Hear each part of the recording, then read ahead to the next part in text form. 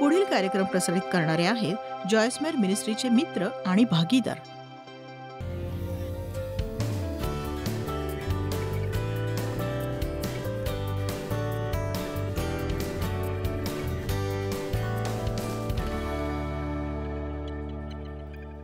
तुमचं दुःख निष्कारण नाहीये, पण निरोगी रीतीने दुःख करा, म्हणजे दुःखावर मात करा, दुःखाच्या आत्म्याच्या स्वाधीन होऊ नका. हे शिकणं फार महत्वाचं आहे की देव जे काही विसरलाय ते आपण आठवू नये.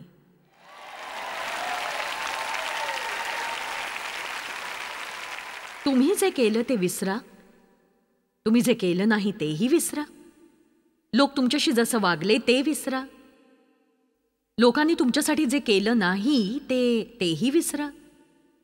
यशाया 43 वचन 18-19 आपण त्यावर नजर टाकूया जरा. तुम्ही म्हणाल मला ते विसरता येत नाही. बघा, आपण हव्या तेवढ्या आठवणी आठवू शकतो आणि मीही एका जागी बसून मुद्दाम आठवू शकते की कशा प्रकारे माझ्या वडिलांनी माझ्यावर अत्याचार केले आणि माझ्या आईने, माझ्या नातेवाईकांनी त्या गोष्टीविषयी कधीच आवाज उठवला नाही. आणि मला हवं तितक्या वेळा मी आठवू शकते, पण ते आठवून काहीच साध्य होणार नाही. यामुळे मला कोणताही लाभ घडणार नाही. आणि हे समजू नका की आता इतक्या वर्षानंतर सैतान मला भूतकाळात खेचण्याचा प्रयत्न करत नाही. ते तुम्ही ते आठवू नका, त्याचा अर्थ हा नव्हे की तुम्हाला जुनं काही आठवणार नाही. तर असं म्हटलंय की आठवू नका म्हणजे त्या गोष्टीवर मनन करू नका, जीवनात गमावलेल्या गोष्टींवर मनन करू नका, पूर्वीच्या गोष्टींची आठवण करू नका. वचन 19, पहा मी एक नवीन गोष्ट करणार आहे. हे उत्साहवर्धक नाहीये का? आपल्याला हे आवडतं. बघा, मी एक नवीन गोष्ट करणार आहे आणि आत्ताच ती उद्भवतीये. तुम्ही त्या गोष्टीकडे लक्ष लावणार नाही काय? बघा, देवाने आपल्यासाठी नवीन गोष्ट तयार करून ठेवली आहे, पण जुन्या गोष्टी सोडल्याशिवाय नव्या गोष्टी मिळू शकत नाहीत. आता बघा, निरोगी दुःख आणि शोकाचा आत्मा यात कोणता मूलभूत फरक आहे? पहिली गोष्ट म्हणजे शोक खोल असतो, ते गमावलं गेल्याचं खोल असं दुःख असतं ज्यात यातना असतात. पण मी म्हटलं तसं की गमावण्याकडे पाहण्याचा सकारात्मक मार्ग म्हणजे ती नवी सुरुवात करण्याची जागा आहे. अंत नवा आरंभ देत असतो. एक दार बंद झालं की देव नेहमी दुसरं दार उघडत असतो आणि त्यासाठी तुम्ही विश्वास ठेवायला हवा. आमीन. शोक करणं म्हणजे दुःखी होणं, कष्टी होणं किंवा विलाप करणं. शोक करणं खरं तर आरोग्यदायक आहे आणि मला वाटतं हे सांगण्याचा एक सर्वोत्तम मार्ग म्हणजे आपल्या वेदनांची स्वतःला जाणीव असणं. वेदनांची किंवा बेचैन करणाऱ्या गोष्टींची आपल्याला आवड नसते. खरं सांगायचं तर आपण त्या टाळण्याचाच प्रयत्न करत असतो. माझ्या वडिलांनी अनेक वर्ष माझं लैंगिक शोषण केलं. मी त्याच्या खोलात जाणार नाही, पण ती फारच वाईट गोष्ट होती. आणि परिस्थिती अशी होती की मला मदत करायला कोणीच नव्हतं आणि माझी आई असहाय्य होती. मी इतरांशी संपर्क साधला, पण कोणीही या गोष्टीत हात घालू इच्छित नव्हतं. आणि मग मी ही योजना आखली की मी जगून दाखवीन योजना. पुष्कळदा जेव्हा तुम्हाला मदत मिळत नाही तेव्हा तुम्हीच एक निर्णय घेता की मी जगून दाखवीन. पण बऱ्याचदा असं घडतं की अशा एखाद्या निर्णयानंतर तुमचं हृदय कठीण बनतं. तुम्ही असं ढोंगी जीवन जगता जे वरवर अगदी छान दिसतं. धन्यवाद प्रभू, मला तू नकोयस, काय करायचंय, मला कुणाची गरज नाही. हा फक्त एक दिखावा असतो. आणि मी अस्तित्वासाठी धडपडत होते त्यावेळी, कारण मी हे ठरवलं होतं 18व्या वर्षी की मी यातून बाहेर पडेन. आणि ते घडलं. मला वाटलं की माझ्या समस्येपासून मी दूर पळाले तर माझ्या जीवनात ती समस्याच उरणार नाही. आणि बघा, हे वास्तव होतं का? वास्तव हे होतं की मी ते माझ्या सोबत नेलं होतं. लोकांशी वागताना ते माझ्या वृत्तीतून दिसायचं, माझ्या स्वतःच्या विचारांमध्ये मला ते जाणवायचं. माझ्या जीवनातल्या प्रत्येक क्षेत्रावर त्याचा प्रभाव होता. तर डेव्ह आणि माझा विवाह झाला. आणि थोडक्यात सांगायचं तर डेव्ह मायर माझ्या जीवनातला दैवी हस्तक्षेप होता. खरंच. आमीन.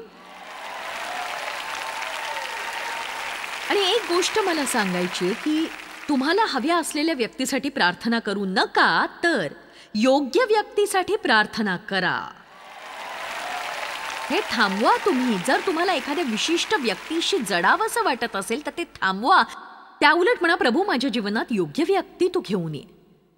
आणि ती योग्य व्यक्ती नेहमीच तुम्हाला चुचकारून तुम्हाला सुखावणारी असेल असं नाही होत कधी. माझ्यावर निखळ प्रेम करण्या एवढी आत्मिक प्रगल्भता डेव्हमध्ये होती आणि गरज असेल तेव्हा तो माझी कानउघाडणी करायचा तो तसं. तर आमच्या नात्यातली पहिली काही वर्ष फारशी चांगली नव्हती आणि मग 1976 पवित्र आत्म्याने माझ्या जीवनाला सामर्थ्याने स्पर्श केला आणि आम्ही अधिक वेळ देवाच्या वचनाला देऊ लागलो आणि आम्ही सभांना जात होतो आणि वचनात रमत होतो. आणि अशाच एका सभेत एका स्त्रीने साक्ष दिली की कशा प्रकारे तिचं शोषण होऊन ती एक वेश्या बनली, पण नंतर तिचं लग्न झालं. तिने तिच्या साक्षीत सांगितलं की तिने एक पुस्तक लिहिलं होतं, पण मला तिच्या संदेशामध्ये काडीचाही रस नव्हता. मला त्या सगळ्यापासून दूर माझ्या घरी जायचं होतं आणि मला त्या कटू आठवणी नको होत्या. बघा, आपल्याला वाटतं मला हे सगळं ऐकायचं नाहीये, पण बघा सत्य हे की जर तुम्ही मुक्त झाला आहात तर इतरांना त्याविषयी बोलताना ऐकून तुम्हाला काहीही वाटतं कामा नये. तुम्ही कृतज्ञ असायला हवं की देवाने तुम्हाला त्यातून सोडवलं आणि त्याबद्दल आभारी असा त्याचे. आमेन. आणि डेव्हने त्यांच्याकडून माझ्यासाठी त्यांचं एक पुस्तक विकत घेतलं. मला त्या पुस्तकात रस नव्हता, पण तरीही त्याने मला ते दिलं. बघा, बऱ्याचदा जेव्हा आपल्याला एखादी गोष्ट घेण्याची समज नसते तेव्हा देव स्वतः ती आपल्यापर्यंत पोहोचवतो. म्हणून जेव्हा कोणी तुम्हाला ते देतं, जसं माझ्या एका जुन्या पुस्तकाचं नाव आहे मी आणि माझं वाचाळ तोंड, तुम्ही ते वाचायला हवं. मला त्याचं शीर्षक बदलावं लागलं कारण लोक म्हणाले की त्यांना ते कुणाला देताच येत नव्हतं. ज्या कुणाला ते दिलं जायचं ते चिडायचे.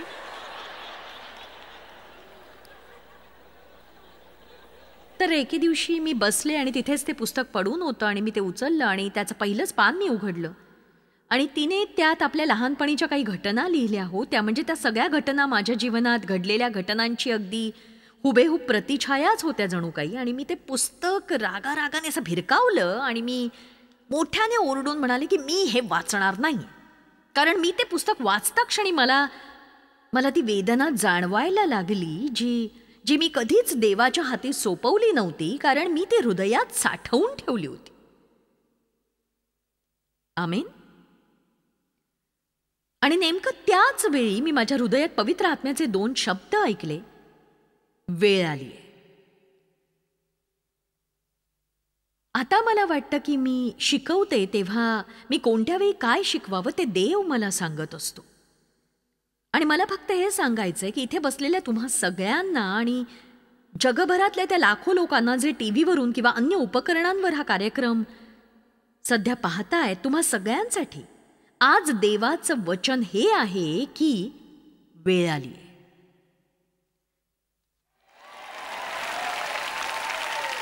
वेळ आली आहे पळपुटेपणा सोडून सामना करण्याची. बघा, जगामध्ये देवाशिवाय संकटांचा सामना करणं एक गोष्ट आहे आणि विश्वासणारे म्हणून संकट सोसणं ही वेगळी गोष्ट आहे. कारण बघा, देवाची ओळख नसताना तुम्हाला एकट्यालाच त्यांना तोंड द्यावं लागतं आणि मग ते तुमच्या शक्तीपलीकडे जातं. पण देव सोबत असतो तेव्हा पवित्र आत्मा हा पदोपदी आपला मार्गदर्शक असतो. आमेन. तो अद्भुत असा मंत्री आहे. तो सांत्वनदाता आहे. कधी कुठे काय उलगडायचं हे त्याला नेमकं उमगतं. आणि जेव्हा देव म्हणतो की वेळ आली आहे तेव्हा त्याने माझ्या हातात ते पुस्तक ठेवलं. 5 वर्षांपूर्वी 10 वर्षांपूर्वीच देवाने माझ्यासमोर ते का आणलं नव्हतं? कारण वेळ आली नव्हती. मी तयार नव्हते. माझ्यात बळ नव्हतं. जे काही मला सोसायचं होतं ते सोसणं मला शक्य झालं नसतं. बाहेर जाण्याचा मार्ग आतूनच असतो. बाहेर पडण्यासाठी तुम्ही पळवाटा शोधणं सोडून द्या, कारण आतूनच बाहेर पडता येत असतं. आणि आतून जाणं म्हणजे वेदना. आणि हे अगदी खरं आहे. वेदनेची प्रक्रिया ही अशीच असते. वेदना या होतातच. आणि देवाने अशी यंत्रणा बनवलेली आहे की तुम्ही वेदना सोसू शकता. तुम्ही सहन केलेल्या वेगवेगळ्या वेदना जर तुम्ही आठवल्या तर तुमच्या लक्षात येईल स्वाभाविकतः जेव्हा काहीतरी अघटित घडतं तेव्हा वेदनेचा पहिला टप्पा असतो धक्का बसणं. आणि मला सांगा, आपल्या कारमध्ये शॉक ॲब्झॉर्बर्स असतात की नाही? माझ्या पतीच्या कारमध्ये सर्वोत्कृष्ट शॉक ॲब्झॉर्बर्स आहेत. त्यांची गाडी रस्त्यांवरच्या गतिरोधकांवरून जाते तेव्हा जराही धक्का जाणवत नाही. पण मी अशाही गाड्यांमध्ये बसले ज्यातून जाताना एखादा लहानसा धक्का लागला तरी तुमच्या शरीरातली सगळी हाडं खिळखिळी होतात. आणि देवाने आपल्या जीवनात शॉक ॲब्झॉर्बर्स बसवलेले आहेत. मला आठवतं जेव्हा माझे काका वारले, माझी काकी कितीतरी दिवस म्हणत होती, मला हे खरंच वाटत नाही, माझा विश्वासच बसत नाहीये की ते सोडून गेलेत मला. जेव्हा मी माझ्या भूतकाळातल्या कुरूपतेचा सामना करू लागले तेव्हा मला जाणीव झाली की ज्या लोकांनी माझ्यावर प्रेम करायला हवं होतं तेच माझ्या पाठीशी नव्हते. म्हणजे मी खरं सांगतेय, मला हे कळतच नाही. मला कळतच नाही की लोक इतरांशी इतकं वाईट कसं वागू शकतात. आणि मला वाटतं दुखावलेले लोकच इतरांना दुखावत असतात. मला पटत नाही की ते फक्त असंच, माझा विश्वासच बसत नाही की काही लोक एका खास उद्देशाने दुष्टपणा करतात. मला वाटतं की त्यांच्या हृदयात काहीतरी खदखदत असतं ज्यामुळे ते इतरांना सतत दुखावतात. आणि जर तुम्हाला हे पटलं तर त्यांची क्षमा करून आपल्या जीवनात पुढे जाणं तुम्हाला नक्कीच सोपं जाईल. मी त्यांच्या करणीबद्दल जबाबदार नाहीये, मी फक्त जबाबदार आहे माझ्या प्रतिक्रियांबद्दल. आपण नेहमीच असं म्हणतो की मला ते आवडलं नाही, हे जे चाललंय ते मला आवडत नाहीये, माझा याच्याशी संबंध नाही. पण तुम्ही त्याचा सामना केला नाही तर ते आयुष्यभर तुमचा पाठलाग करत राहील. आमेन. सध्या माझ्या जीवनात विशेष असं काही घडत नाही जे माझ्या मनाला यातना देणार आहे, पण मला याचा लाभ होतो. यामुळे मी हे समजू शकले की जेव्हा मी संतप्त होते आणि माझ्या आईला जाऊन आठवडा झाला, अगदी शून्यातून ते माझ्यासमोर येऊन उभं ठाकलं. सुरुवातीला मला वाटलं की माझी उरली सुरली संप्रेरक चुकीच्या दिशेने जात आहेत, पण आता ती माझ्यात उरली तसं वाटत नाही. आणि जेव्हा मी त्याच्याविषयी प्रार्थना करू लागले, प्रार्थना करून जे मिळतं ते अद्भुत असतं. जेव्हा मी अशी प्रार्थना केली की प्रभू माझं काय चुकलंय, मग देवाने मला अशी गोष्ट दाखवली जी माझ्याही नकळत माझ्या जीवनात होती. आणि ती म्हणजे माझ्या मनात एक प्रकारचा राग होता, कारण माझ्या आईकडून माझ्या ज्या अपेक्षा होत्या त्या आता कधीही पूर्ण होणार नाहीत हे मला जाणवलं होतं. किती जणांचं बालपण फार कठीण गेलंय. तुम्ही अशा स्थितीतून गेला आहात की जी चांगली नव्हती. एक सांगू, काही लोकांना जे इथेही आहेत, दुःखाचा आत्मा अशा प्रकारे पिडतो की ते आयुष्यभर दुःख भोगत राहतात आणि मग तेच त्यांचं ओळखपत्र बनतं. मी घाया आहे, मी फार दुःखी आहे, मला चुकीचं वागवलंय. स्वतःला कोणत्याही गोष्टीचा बळी समजू नका. तुम्ही कोणत्याही गोष्टीचे बळी नसून तुम्ही देवाचं लेकरू आहात. आमेन. आणि स्तोत्रसंहिता 27:10 म्हणतं, माझ्या आईबापांनी मला सोडले तरी परमेश्वर मला जवळ घेईल, परमेश्वर मला जवळ घेईल, परमेश्वर मला जवळ घेईल. पण मला याचा आनंद वाटतो की मी एक निरोगी प्रतिक्रिया देऊ शकले. माझं चुकलं नाही, माझ्या त्या भावना चुकीच्या नव्हत्या, पण त्यांना कुरवाळत राहणं मात्र चुकीचंच ठरलं असतं. आणि मी सांगू शकते, तुम्हाला चीड आणणाऱ्या गोष्टी जर तुम्ही दूर सारल्या नाहीत, तुम्ही त्या गोष्टी निकालात काढून त्या सोडवल्या नाहीत, आणि जर तुम्ही ईश्वरी सांत्वन मिळवायला शिकला नाहीत, तर तुम्ही जीवनात करू इच्छिणाऱ्या प्रत्येक गोष्टीत ते विष कालवेल आणि त्यामुळे तुमचं जीवन निरर्थक झालं नाही तरी त्यात समाधान मात्र नक्कीच नसेल. चला, आता मी म्हटलं तुमच्या जीवनात समाधान नसेल. तुम्ही त्या गोष्टी निकालात काढलेल्याच बऱ्या. तुमच्या उरलेल्या जीवनाचं तुम्ही काय करणार आहात? मी एक गोष्ट शिकले की ज्या गोष्टी मी बीज म्हणून पेरते त्या सैतान माझ्यापासून हिरावू शकत नाही. आमच्या सेवा कार्याच्या सुरुवातीच्या काळात जेव्हा आम्ही प्रथमच टीव्हीवर आलो तेव्हा आम्हाला प्रसारित करणारी एक वाहिनी फारच महागडी होती. त्यावर आमचा कार्यक्रम आठवड्यातून एकदाच होता आणि तोवर आमचा मोठा दर्शक वर्ग होता. आणि तुम्हाला पैसा गुंतवावा लागतो, कारण ही गुंतवणूक त्या दर्शक वर्गासाठी असते जे तुमच्याशी संवाद साधून तुमच्या सेवाकार्याला हातभार लावतात. आणि त्या वाहिनीने आमची वेळ दुसऱ्यांना द्यायचं ठरवलं आणि त्यामुळे त्यांनी सरळ आमच्याशी केलेला करार मोडला. मी दुखावले गेले. मी तेव्हा सेवाकार्यात तरुण होते आणि ती सर्वोत्कृष्ट वाहिनी होती आमच्यासाठी. मला वाईट वाटलं आणि मी म्हटलं की हो, ते असं कसं काय करू शकतात ते. बघा, आधी मला वाटलं की हे काय, आणि मग मी खूप चिडले. आणि ही सगळी प्रक्रिया असते. पहिले खूप वाईट वाटतं आणि मग राग येतो, मग तुम्ही सैतानावर चिडता, मग स्वतःवरही चिडता. असं काही आहे का जे मी करू शकले असते? माझ्या मावशीला असं म्हणताना मी ऐकलंय बऱ्याचदा, ती माझ्या काकांवर चिडायची हे जग सोडून गेल्याबद्दल. सगळी जबाबदारी माझ्यावर टाकून तुम्ही कसे काय निघून गेलात? आपली जवळची व्यक्ती गमावल्याने तुमच्यापैकी कुणाला कधी असं वाटलंय का? ती म्हणायची का तुम्ही असं कसं केलं? हे ऐकायला विचित्र वाटतं की तुम्ही मेलेल्या व्यक्तीवर चिडलायत, पण परिस्थिती अशी असते की तुम्ही दुःखावेगाने तुम्ही असं म्हणत असता की तुम्ही हे असं का केलं माझ्या बाबतीत. बघा, तुमचं वागणं रास्तच आहे, हा प्रक्रियेचा एक भाग आहे. पण जेव्हा तुम्ही सोडून देता तेव्हा मात्र रागाने वेडापिसा होतो तो सैतान. बघा, अनेक वर्ष मी माझ्या वडिलांची घृणा केली आणि मग जेव्हा मला कळलं सैतान खरोखर आहे आणि तो काही फक्त लाल पायजमा घालून हातात काठी घेऊन हॅलोवीनमध्ये बाहेर पडणारा नाहीये. तो येतो तो फक्त चोरी, घात आणि नाश करण्यासाठी आणि पडद्याच्या मागे राहून तो मला दुखावण्यासाठीच येतो. माझ्या बालपणापासून त्यानेच सगळी आखणी केली आणि मग मी सैतानावर चिडले. पण तुम्ही त्याचं काय बिघडवणार? त्याची जिरवण्यासाठी त्याचं तोंड कसं फोडाल? तुम्ही सैतानाला कसं हरवाल? मग मला रहस्य कळलं. रोमकरास 12:21, तुम्ही बऱ्याने वाईटाला जिंका. आज मी सैतानाला सगळ्या अन्यायाचं उत्तर दिले जे त्याने माझ्यावर माझ्या बालपणी केले होते. आज देवाने मला लोकांना हे शिकवण्याचा आशीर्वाद दिलाय की त्यांनी आपल्या भूतकाळातली दुःख धरून राहता कामा नये.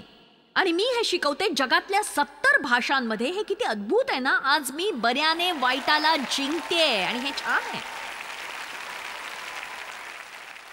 तुम्ही म्हणाल पण मला तुमच्यासारखी संधी मिळणार नाही कदाचित. पण मी एक सांगू का, जेव्हा तुम्ही दुखावलेले असतानाही बाहेर जाऊन हेतुपुरस्सर एखाद्यासाठी आशीर्वाद ठरताना, तेव्हा तुम्ही सैतानाला धूळ चारता. माझी पूर्ण खात्री आहे देवाच्या वचनातलं एक सगळ्यात मोठं गुपित.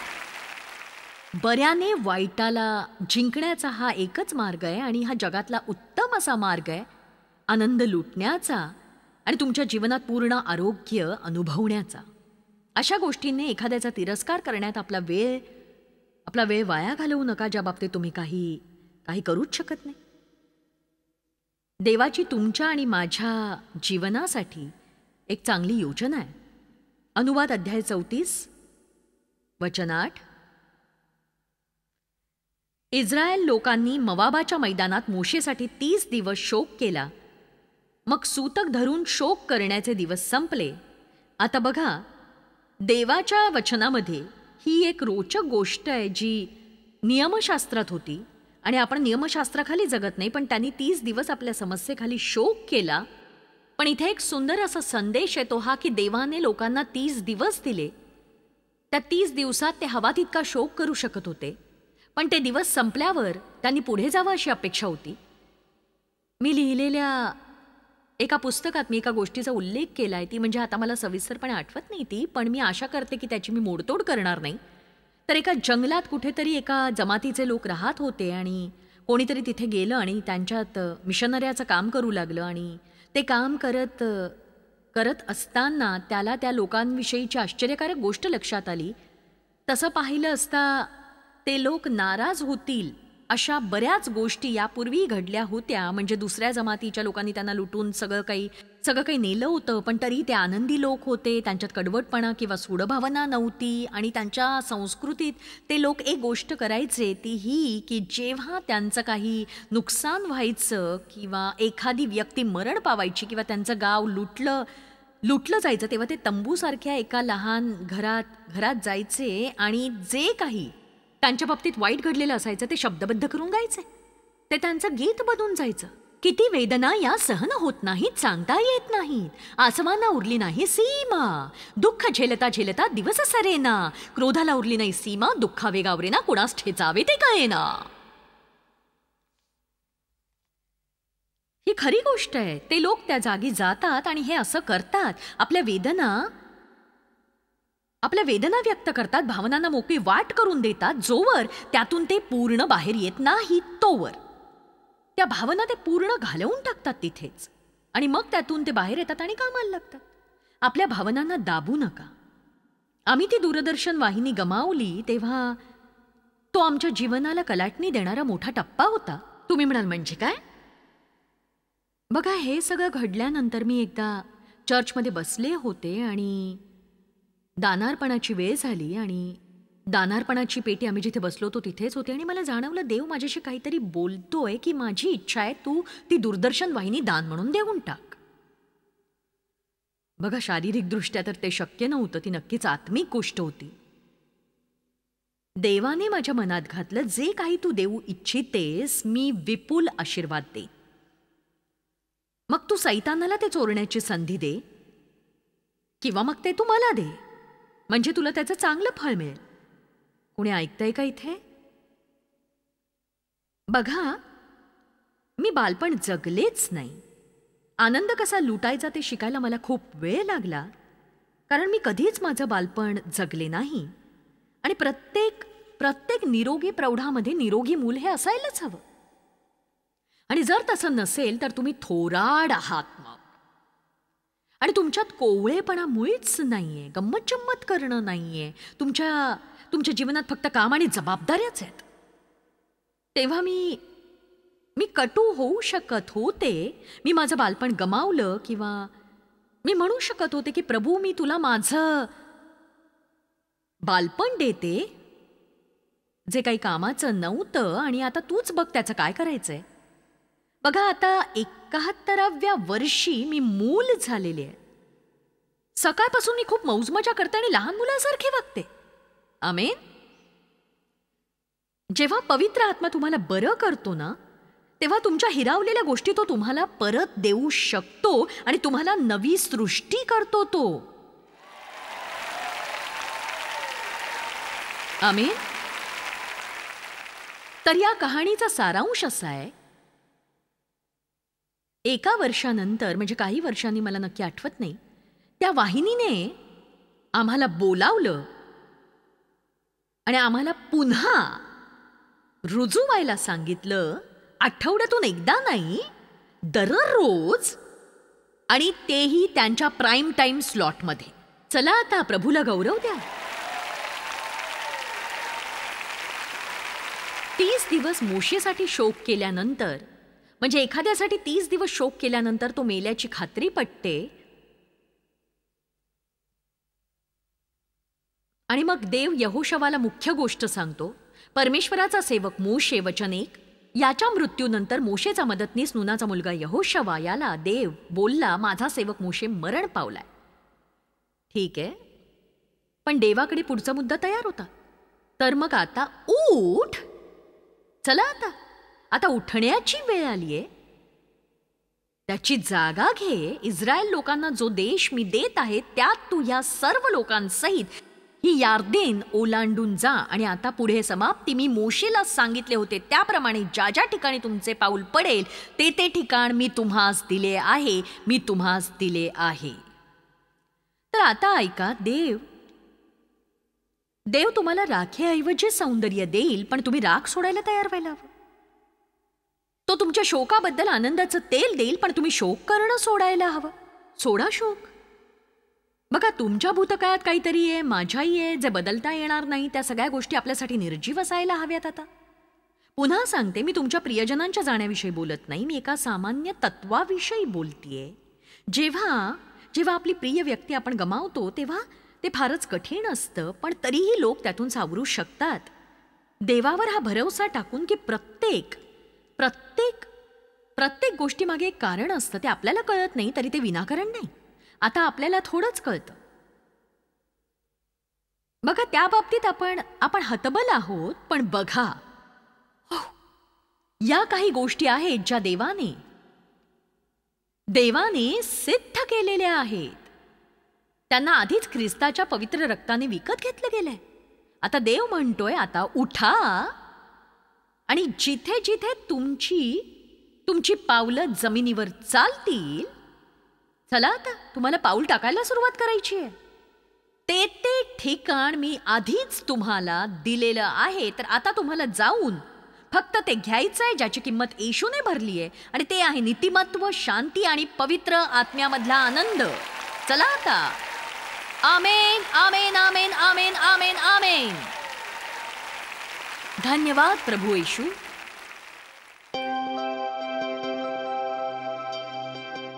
बघा, खेद व्यक्त करणं ही एक प्रक्रिया आहे, खास करून जेव्हा ती योग्य प्रकारे हाताळायची असते.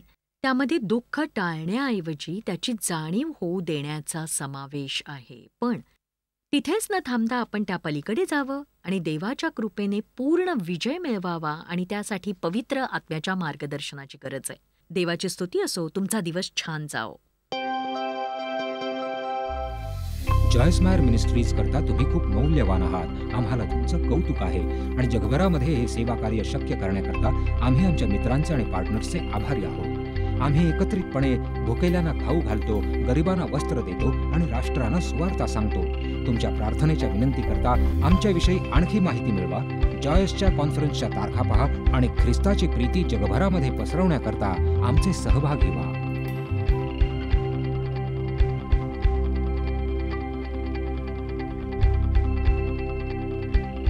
याचा सर्व खर्च जॉयस मायर मिनिस्ट्रीचे मित्र आणि भागीदार करत आहेत.